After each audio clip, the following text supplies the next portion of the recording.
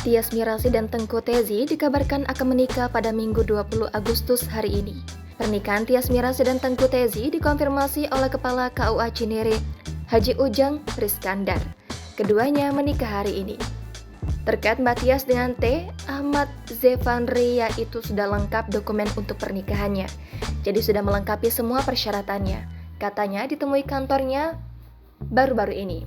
Akad nikahnya hari Ahad, Minggu tanggal 20 sore jam 15.30 Ba'da Asar di The Manor Andara. Lanjutnya, adapun mahar yang diberikan Tengku Tezi kepada Tias Mirasih berupa logam mulia seberat 50 gram.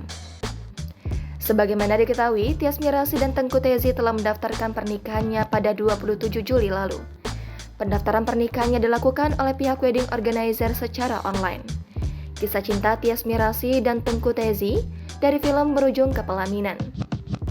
Sebelumnya, pada kesempatan yang berbeda, Tias Mirasih dan Tengku Tezi sempat menjelaskan hubungan asmaranya. Dikatakan mereka telah menjalin hubungan asmara sejak Maret 2022. Tias mengatakan pertemuan mereka berawal dari satu proyek film. Pada saat itu, ia dan Tengku Tezi juga masih memiliki kekasih masing-masing. Tias Mirasih dan Tengku Tezi akan menikah pada Minggu 20 Agustus hari ini. Jangan lupa subscribe, share, komen, dan like ya.